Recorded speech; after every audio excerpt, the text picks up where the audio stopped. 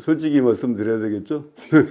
저는 사실 어떻게 보면 이제 숙명 같은 이제 교직이 이제 그렇게 된 것 같아요. 그러니까 근데 이제 저희 아버지도 교직에 한 46년을 계셨고, 어떤 누나나 매형들 포함해서 저희 가족이 한 150년 이상 교육 경력이 있어요. 그러니까 자연스럽게 성장 과정에서 이제 교직에 대한 게 있었고, 저한테 인상 깊었던 선생님이 이제 초등학교 4학년 때 초임 여자 선생님이셨는데, 지금도 요새 이제 교사랑 학생, 학부모 관계가 이제 좀 복잡해지고 어려워졌는데, 그때는 뭐 그런 시절도 아니었죠. 근데 하여튼 제가 좀 말썽꾸러기 뭐 이런 게 좀 있었는데, 저녁에 그 자기 집에 밥도 해주시고 또 이제 저희 또래들하고 잘 이렇게 해주시고, 그래서 그게 되게 이제 기억에 남더라고요. 그러니까 이게 서로 간에 래퍼를 형성을 하고 하는 그런 그 성장 과정의 조건들이 이제 교직에 가게 됐던 것 같고, 제가 오히려 이제 꿈은 뭐 축구 선수 뭐 이런 걸 하고 싶었는데,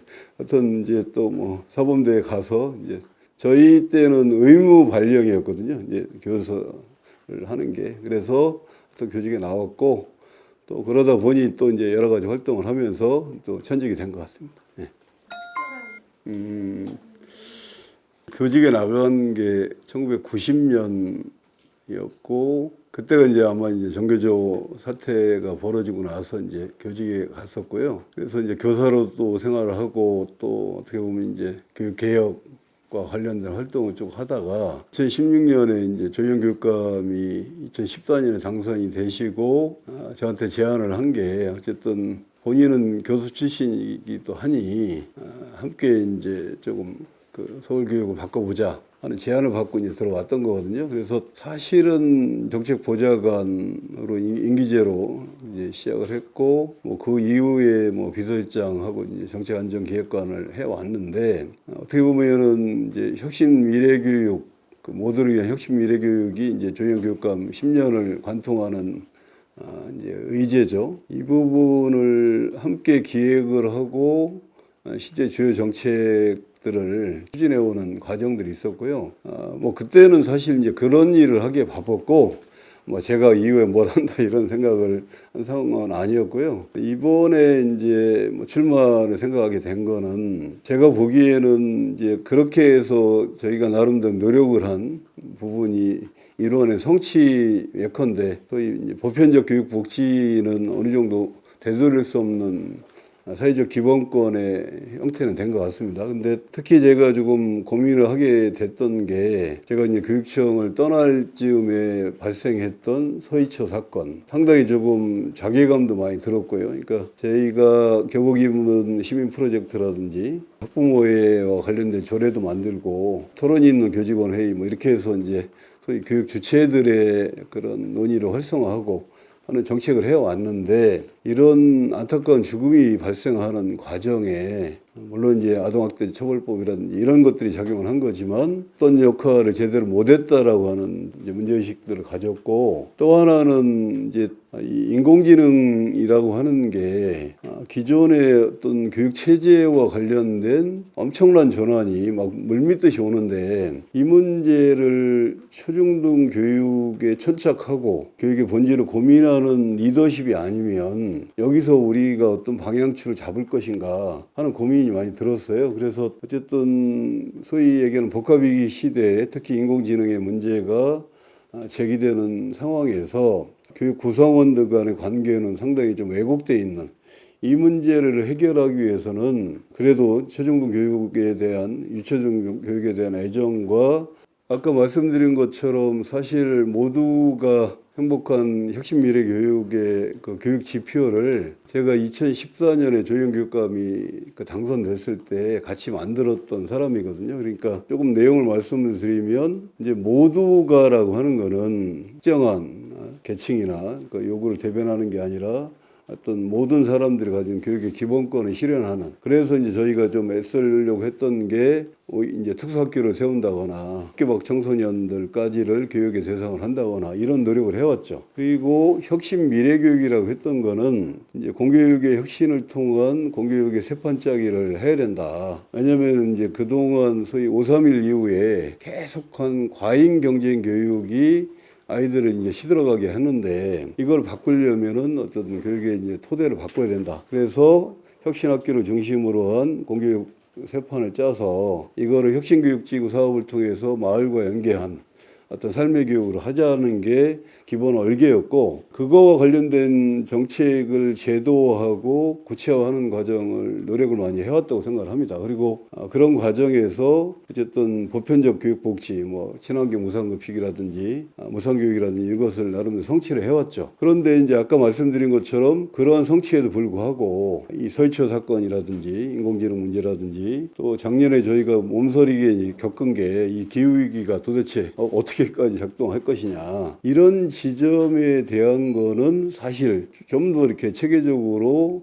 한 단계 빌드업 시켜야 될 과제가 아니냐 하는 문제의식을 가졌고요. 그런 점에서 저는 어쨌든 서울교육은 그런 공교육의 세판을 짠다는 혁신교육의 알갱이를 틀어지고 가되 새롭게 제기되는 복합위기 사회의 다양한 요구를 재정리하고 거기서 과제와 정책을 만드는 그런 형태가 도래한 게 아니냐. 그래서 그런 점에서는 제가 이제 조희영 교육감과 해왔던 토대를 바탕으로 한 단계 더 발전시켜야 된다 하는 과제로 생각을 하고 있습니다. 예, 예. 정근식 교육감. 정근식 교육감이 출마하셨을 때 조희영 교육감이 혁신교육을 계승을 하고 발전시키겠다 이렇게 얘기를 하셨고, 외연상으로 보면 뭐 주요 사업이 크게 뭐 이렇게 달라져 보이지 않는 부분이 있습니다. 그리고 뭐 나름대로 뭐 제가 봐서는 학습성장센터를 만든다거나 또 뭐 학교 폭력과 관련된 그 초등 저학년의 문제를 조정 기능을 통해서 하겠다. 뭐 이런 거는 뭐 저희도 이제 추구했던 정책이니까 그래서 나름대로 애쓰신다는 생각을 가지고 있는데, 그럼에도 불구하고 이제 제가 봐서는 예컨대 실제 이제 아까 제가 이제 혁신교육지구 사업을 혁신학교와 그 마을이라고 하는 것에 연계해서 예를 들어서 이제 조희영 교육감 때는 25개 구에 다 이 마을 과정에 관련된 책을 만들고 이게 교육과정에 편성돼 운영을 했거든요. 그리고 이제 마을에서 나름대로 활동을 해왔던 이제 교육활동가들이 결합을 했던 이런 정책들이 갈수록 이제 퇴색이 되는 거예요. 그런 점에서 이분이 과연 혁신교육의 얼개를 제대로 알고서 추진하는 분인가 하는 좀 문제의식이 가졌고, 최근에 조금 제가 무능력 이렇게 표현하기는 좀 과도한데 예컨대 종로구청에서 100년 넘은 사립학교의 전속 문제를 가지고 종로구청이 지금 서울교육청을 뭐 비판을 하고 그러더라고요. 그러니까 이제 그 지역의 배화유중이라든지 이런 데가 급수를 뭐 줄이려고 하는 것 때문에 이렇게 되는 건데, 저희 때 그래서 이제 서울에 그 작은 학교 살리기 정책을 했어요. 그래서 사실 초등학교에 그런 이제 이 도심지에 있는 뭐 개동, 교동, 이건 한국 교육의 역사인데 이걸 없앨 수 없잖아요. 그래서 거기에 맞는 특별한 대책을 해왔던 건데, 그런 연장선에서 조금 더 적극적인 그 조치를 하면 될 일인데 왜 이걸 가지고 이렇게 부딪힐까? 그리고 뭐 어쨌든 이제 특정 학교를 거론해서 그렇긴 하지만 둔촌 지역의 초등학교에서 급식을 3교대를 하더라고요. 물론 이제 뭐 거기가 이제 급식실에 비해서 아이들이 많으니까 고육지책이었다는 생각이 드는데, 그러면 급식실이 좀 부족하면 그럼 이제 어찌됐든 좀 번거롭지만 그 급식차를 이렇게 해서 애들이 교실에서 먹게 해서 해야지. 그럼 10분 안에 다 밥 먹으라는 얘기인데 이게 이제 언론에 나오고 이런 문제는 과연 교육감이 고민을 하고 계실까 이런 생각이 들었어요. 그래서 실제 학교 현장에서 뭐 잘 되고 있는 학교를 뭐 하는 거는 할 일이 없습니다. 사실 그건 학교 자율에 맡기면 되는 건데, 교육청의 존재 이유는 갈등적인 요인이나 좀 쉽게 해결이 안 되는 거를 학교 배정 정책이나 이걸 통해서 정리를 해야 되는데, 이런 지점에서는 조금 그 역량이나 이런 것들이 좀 문제의식을 가지게 했고요. 한마디만 더 말씀드리면, 최근에 뭐 국회에 가서 뭐 중학교 배정에 대한 토론회를 하는 걸 제가 이제 언론을 통해서 봤는데, 이게 조희영 교육감 때 사실 정책 연구만 한 서너 차례 했던 거거든요. 왜냐하면 사실 근거리 배정 원칙이라고 하는 것은 이제 공교육에서 보편적인 원칙일 수밖에 없는데, 그럼에도 불구하고 근거리 배정을 했는데도 불구하고 기피학교와 그러지 않은 학교의 문제가 있는데, 이거를 뭐 중산층 학부모들의 일부의 요구에 의해서 이걸 검토한다고 하고 그럼 소위 선택제를 도입한다면 이거는 상당히 조금 문제가 되지 않을까. 물론 교육청이 공식적으로 발표를 안 했지만 상당히 좀 우려되는 이런 거를 왜 교육감이 국회 토론회에 가서 같이 참여를 하실까. 그래서 소위 얘기하는 공교육의 수호자고 집행자로서의 교육감에 관련된 역할, 뭐 철학 부분에서 좀 어쨌든 평가가 필요한 분이 아닌가 하는 생각을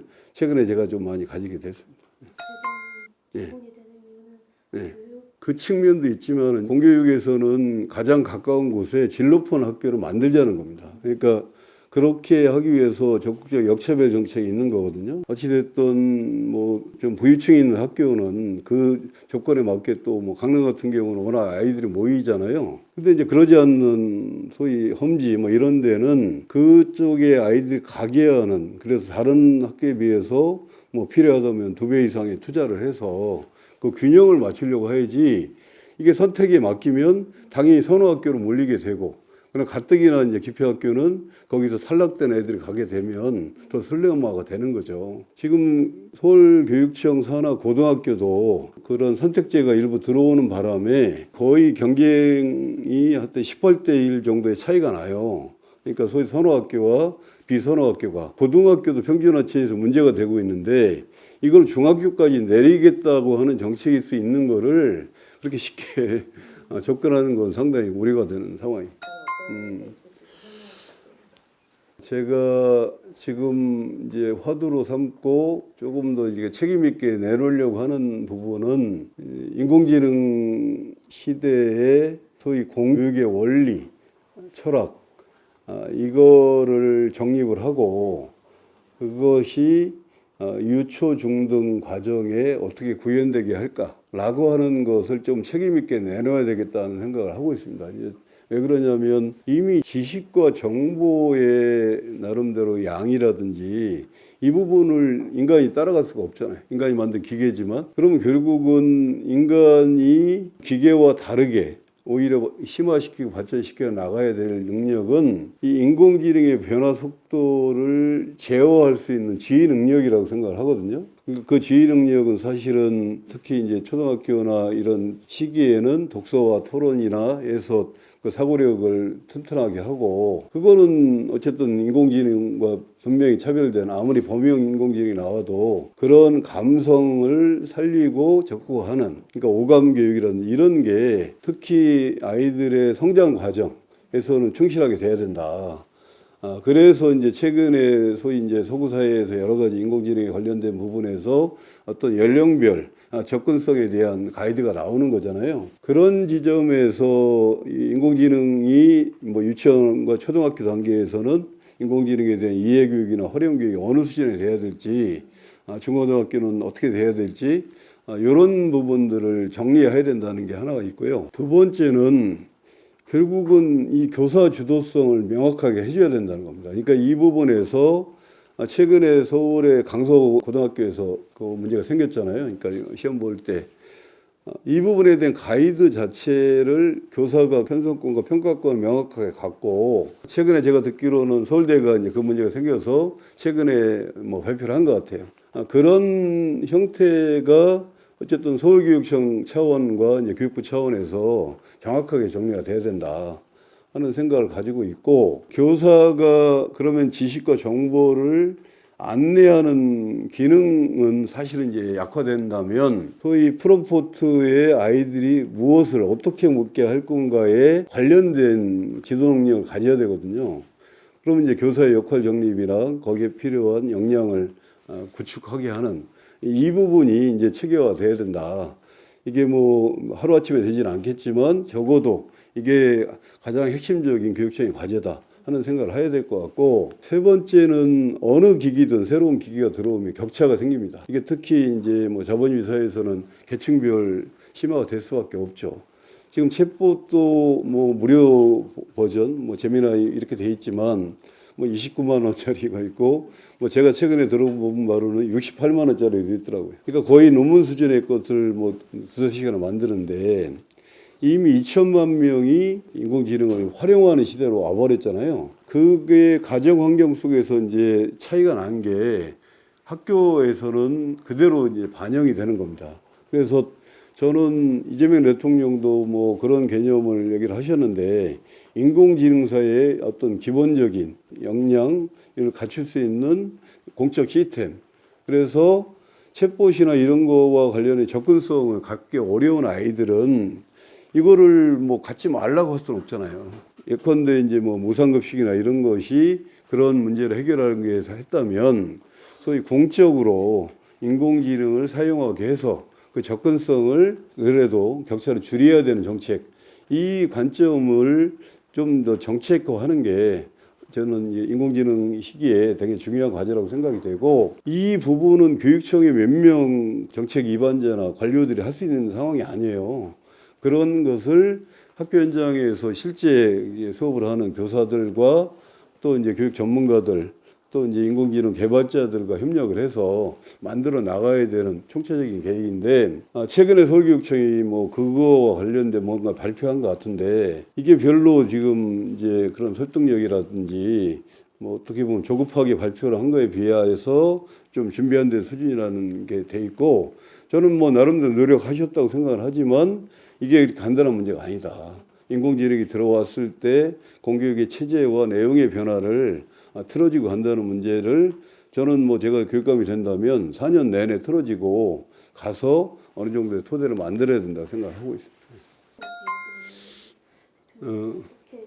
그 지점에 대해서 뭐 정근식 교육감님이 관심을 가지고 하셨다는 거는 뭐 저는 의미 있다고 생각이 되는데, 그 문제를 이제 어떤 시각에서 어떤 인식에서 이제 보느냐에 따라서 정책과 해결 방안이 나오게 될 거라고 보이는데, 제가 봐서는 코로나19가 가져왔던 소위 이제 사회와 가정에서의 아이들이 겪게 되는 단절, 그리고 계속 이제 어떻게 보면 휴대폰이나 여기에 의존하게 한 의존도가 심화된 거잖아요.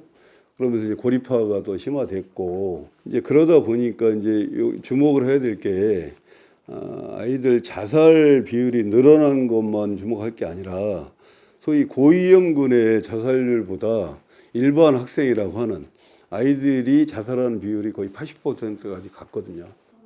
그런 고위험군이 아닌, 그 얘기는 뭐냐면 이거는 특정한 대상을 표적으로 한 정책으로 안 된다는 얘기예요. 그 전반적으로 코로나19 이후에 보편적인 상황으로 받아들이고, 그러면 거기에 맞는 대책도 그 고위험군을 관리하는 정책으로 한계가 있다는 겁니다. 그리고 아이들이 그런 우울증 같은 유병률 이 자체도 한 25%까지 올라갔거든요. 그러니까 이제 그러한 것들을 진단을 하고, 그러면 이 문제를 좀 보편적인 정책을 써야 된다는 거고, 그게 이제 소위 서구 사회가 저희보다 발전시킨 게 소위 다중 진단 체계인데, 그러니까 일반 학생들을 대상으로 해서 마음 근육을 키우거나 마음 건강을 하는 정책과 일정한 소수를 대상으로 하는 정책, 그리고 실제 고위험군의 대책이 이게 입체적으로 가야 된다는 거예요. 근데 계속 이제 그 앞에 그 자살 그거를 어쨌든 지금 대다수의 아이들이 누가 일상적으로는 그렇지 않을 아이들이 자살을 하고 있는데, 그러려면 그런 부분 관련해서 코로나가 가져왔던 그런 단절의 경험 이런 걸 어떻게 치유하게 할 것이냐. 그리고 그런 것이 이제 최근에 그래서 사회 정서 교육을 교육과정에 포함하자 뭐 이렇게 되는 거고, 이게 이제 최근에 정책으로 나온 게 이제 학맞춤이라고 해서 이제 학생 맞춤형 통합 지원 시스템으로 오게 된 건데, 어쨌든 지금 또 뭐 교원단체들하고 부딪히고 있잖아요. 그러니까 이제 그렇게 해서 현실을 어떻게 보느냐 하는 게 중요하고, 그 대책이 아무리 옳아도 현장의 수용력을 가질 때 이게 의미를 갖는데, 이게 뭐 어찌됐든 결국은 또 다른 교사들에게 부담이 주는 정책으로 가버리면 해결 방법을 찾기가 어렵게 되는 거죠. 기본적으로 저는 그런 생각을 가지고 있고, 그런 측면에서는 이제 교사가 학생이 줄어든다는 이유 때문에 이걸 줄이는 거는 사실은 이건 말이 안 되는 거예요. 그러니까 어찌됐든 그러한 새로운 과제가 등장을 했는데, 이 부분들을 그래도 가장 그 생활교육 차원이든 교육과정에서 접목해서 있는 건 교사들인데, 이 사람들이 그런 관점으로 아이들을 들여다보고 일반 아이들까지 그 속에서 뭔가 정세를 이렇게 찾아내서 이제 해결하고 이런 시스템을 갖춰야 되는데 이 부분들을 갖추지 않은 상태에서 결국은 학생 수에 줄어드는 것만 가지고 해 나간다는 건 한계가 있다고 보고요. 이재명 대통령이 당선되고 나서 상당히 그 강조하시는 게 이제 소위 산업재해잖아요. 그래서 거의 노동부 장관이 뭐 그렇게 하는 건데 그럼 해마다 30명이 죽어나가는 아이들의 문제를 그런 정도의 관심을 가지고 한다면 제가 얘기하는 그런 다층적 시스템이라든지 거기에 필요한 전문적인 인력의 배치라든지 왜 교사들이 학생 맞춤 지원센터나 이런 것들을 요구했는데 지금 반발하는지 이걸 어떻게 보완할 건지를 관심을 가져야 된다고 보는 거고요. 그런 점에서는 교육감이 해야 될 역할이 있다. 그래서 물론 이제 정교육감님이 이제 뭐 저기 국회에서 뭐 교원 증원을 요구를 하고 이렇게 했지만 제가 봐서는 이게 소홀을 늘려주면 다른 지역이 줄잖아요. 그래서 그렇게 해서 해결될 문제가 아니고 이러한 소위 이제 그 사회 정서 교육이라든지 학생들의 어떤 그런 아픈 상황 이런 문제를 뭔가 국가적 과제로 해결하기 위한 것을 의제화하고 거기에 맞는 시스템을 구축을 하는 것이 교육감이 해야 될 역할이 아닌가 그렇게 생각하고 있습니다. 예. 어쨌든 이제 현실에서 보면 이제 작년 통계가 이제 뭐 29조 뭐 이렇게 얘기를 하는데 제가 뭐 글에서도 쓰고 했지만 제가 갖고 있는 기준으로 보면 40조입니다. 왜 그러냐면 지금 유치원 단계, 그러니까 영유아 단계 사교육은 아예 지금 통계 보면 빠져 있거든요. 그러니까 작년에 이제 처음 시도한 게 1분기에 한 8천억 정도를 추계를 낸 건데 그걸 4분기로만 해도 3조 2천억이 또 추가가 돼야 되고 지금 거의 지금 아예 통계조차 안 잡고 있는 게 N수생 사교육비입니다. 이 부분은 특히 이제 기숙학원이나 이런 거는 매년 뭐 2, 3천이 뭐 기본적으로 들어가는 건데 예컨대 지금 서울 같은 경우는 그런 지면 되게 이제 심각한 지역이죠. 지금 그 소위 N수생이 가장 많은 지역이 서울이고 특히 서울에 소위 그 잘 나간다고 하는 강남 이런 데가 제일 많거든요.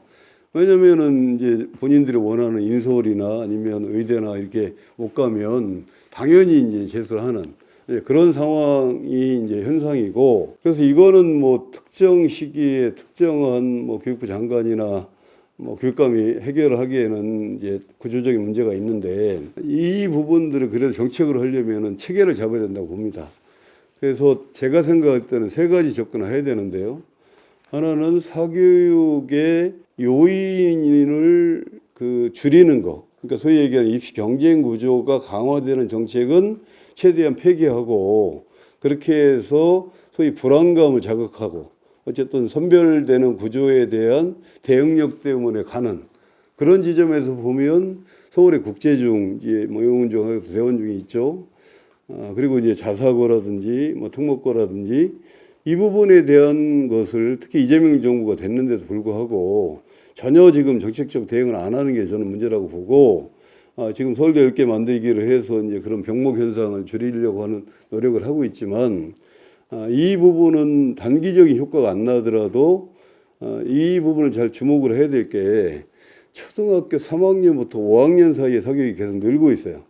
이게 결국은 저는 국제중 수요라고 생각을 하거든요.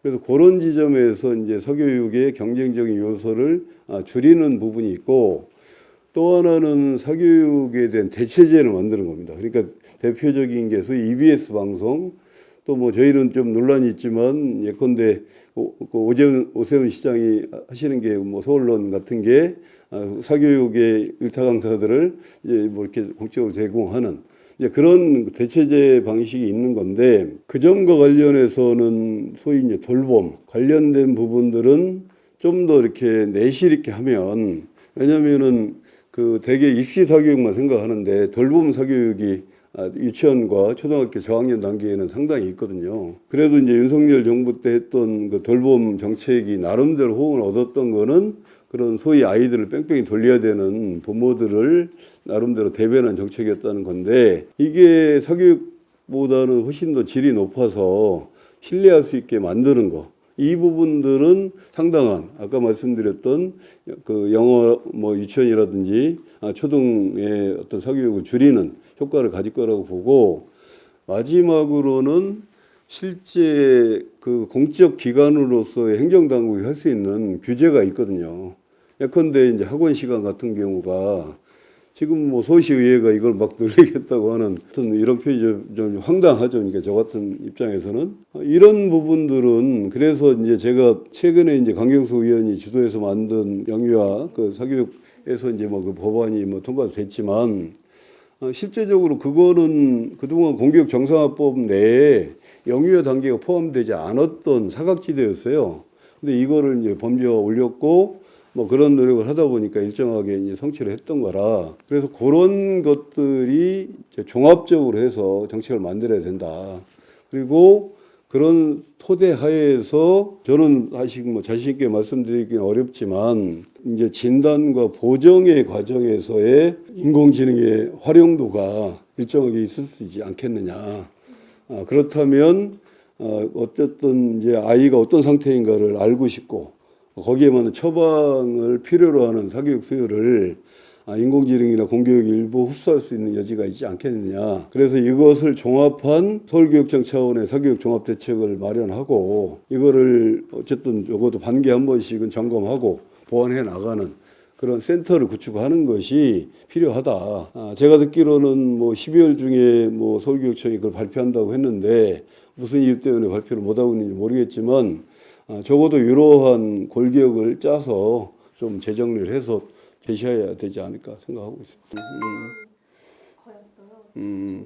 교육청이 정책 의지를 가지고 있다는 거는 뭐 저는 뭐 나름대로 의미가 있다고 봅니다. 그러니까 가야 될 방향이라는 거죠. 그러니까 왜냐하면 특히 지금 이제 논란이 많은 고교 학점제가 정착이 되는 전제가 어떤 이제 내신의 절대평가하고 고교 체제를 자사고나 특목고를 일반고로 전환하고 그거와 연관돼서 대학 선발 과정에서 이게 적용을 갖게 된다는 이게 삼박자를 같이 가자고 한 건데 지금 오롯이 남은 거는 그냥 고교 학점제를 하는 거 이거를 가지고 뭐 소위 학업 성취 기준을 뭐 도달했느냐 말았느냐 뭐 주기율로 하느냐 이런 미시적인 논란을 하고 있고 그런 점에서 그 하여튼 내신과 관련된 절대평가를 하고 뭐 논술 형태를 도입을 해서 사실 오지선다형 수능을 아무리 그게 뭐 교차적인 뭐 사고력이라 하지만 아까 말씀드린 것처럼 인공지능 시대에 그건 좀 넌센스잖아요. 그런 수능 체제를 간다는 게. 그래서 적어도 이제 바칼로레아 이런 형태로 가는 건 맞다고 보는데,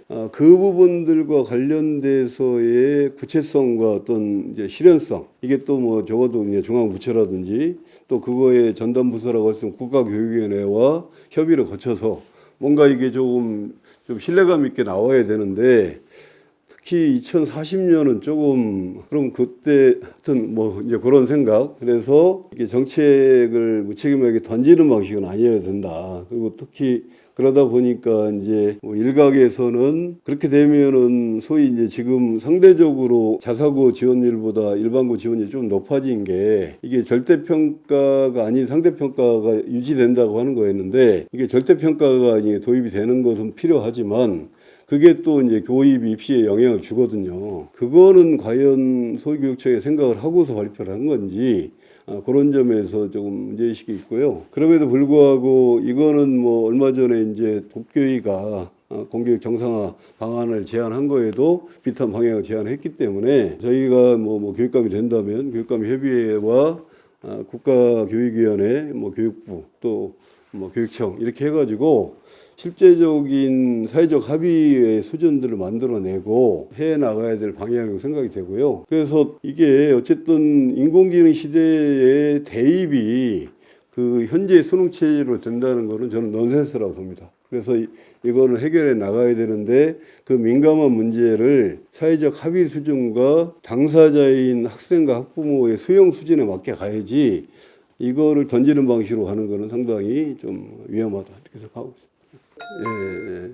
부장하고 계신 것 중에서 교육? 사실 이제 마을이라는 개념이 대도시에서는 좀 어색하죠. 그래서 이제 마을 공동체라는 게 뭐 그냥 뭐 유토피아냐 이렇게 생각할 수 있는데, 그러니까 아이들의 삶의 공간이라고 하는 게 결국은 가정과 학교, 옛날에 동네라는 개념이 있었는데 이게 학교와 학원만 오고 하니까 그렇게 되는 거지만, 그럼에도 불구하고 아이들이 이제 터 잡고 있는 공간 자체가 이제 지역에서 생활하고 있고, 그런 게 이제 예컨대 교육 과정에서 모든 지역이 똑같은 교과서로 수업을 하는 거는 그게말로 이제 획일적이잖아요. 그러니까 이제 예를 들어 수학 교과서를 만들더라도 그 지역의 특산물이나 이거를 매개로 해서 교과서를 쓸 수도 있고, 그래서 그렇게 하는 것이 생활 밀착형 교육과정이 될 거라고 보기 때문에, 그래서 이제 사실 전형교육감 시기에 이제 혁신교육지구가 2개에서 뭐 10개에서 25개 늘면서 같이 노력을 했던 것이 25개 구마다 그 마을 교과서 형태를 만들었어요. 그래서 초등학교 4학년하고 뭐 중학교 2학년 사회 교육 과정에 뭐 그것만 다 한 건 아니지만 활용도 했고, 근데 그런 것들이 제가 보기에는 그 최근에 이제 정식 교육감님이 들어와서 혁신교육지구 사업이 사실은 뭐 조영 교육감 때도 뭐 미래교육지구로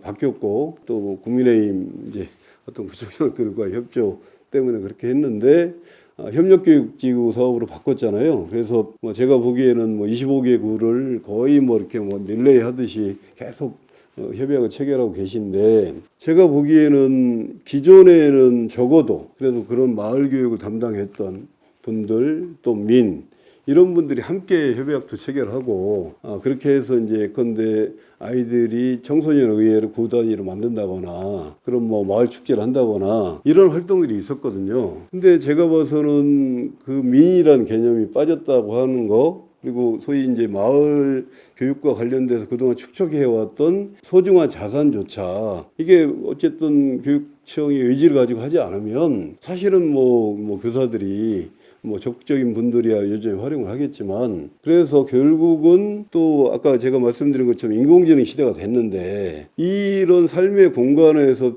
터득한 자기의 지혜를 이렇게 키워줘야 될 거 아니에요. 그러니까 그러려면 당연히 마을이라고 하는 건 하나의 중요한 교육 공간으로 보여야 되는데 이 부분이 정책적 의지에서 빠졌다고 하는 생각이 가졌던 거고요. 그래서 오히려 지금 뭐 그런 마을 활동을 했던 분들이 자기들 나름대로 뭐 연합체를 만들어서 그걸 복원하려고 하는 활동을 하고 있다고 저는 듣고 있고, 그래서 이런 점들을 서울교육청이 좀 냉정하게 판단해야 된다. 그래서 어쨌든 혁신교육지구의 시작이 그런 민관학 거버넌스를 통한 아이들의 삶에 근거한 교육을 만들자고 하는 건데, 그 취지를 넘어서서 관관 그 사진 찍고 뭐 행사하고 하는 거는 좀 아니지 않느냐 하는 그런 우려를 말씀드렸던 겁니다. 마지막으로 그냥 조금 제가 드리고 싶은 말씀을, 제가 보기에 이게 이제 쉽지 않은 과제예요. 그러니까 제가 막 유창하게 말은 했지만 특히 이제 인공지능과 관련돼서 체계적인 교육 과정을 짜고 교사의 역할과 역량을 기르고 또 학부모들과 소통하면서 서로 신뢰를 형성을 하고, 소위 그렇다고 그러면 무상 인공교육 이 자체도 엄청난 지원이 들고 이래서 사회적 논의 합의 과정이 이렇게 돼야 되는데 그 시작을 누군가는 해야 된다. 그래서 그렇게 해서 새로운 길을 열어서, 제가 보기에는 이 상황이 뭐 어제도 제가 이제 뭐 TV를 보니까 뭐 이렇게 별로 교양이나 이런 거에서 관심 없는 시민들이나 학부모들이 이 AI가 도대체 학교와 관련해서 어떻게 될 건가 되게 불안해하시고 어떤 요구가 있는 것 같아요. 저도 그래서 요새 막 뭐 되지도 않는 공부하고 좀 연구도 하고 이러고 있는데, 그런 부분들을 사실은 뭐 특정 개개인들이 했을 문제는 아닌 것 같고, 그런 문제의식 가진 사람들이 계속 새로운 길을 걸어서 루신이 얘기했듯이 하나하나의 새로운 길은 그런 의지를 가진 사람들을 만들어낸다는 정신으로, 적어도 인공지능 시대에서 뭐 AI 3대 강국을 한국이 얘기하고 있는데 교육 부분에서 아이들 인간 중심의 어떤 인공지능 시대를 서울교육청이 좀 열어가는 그런 역할을 하고 싶습니다.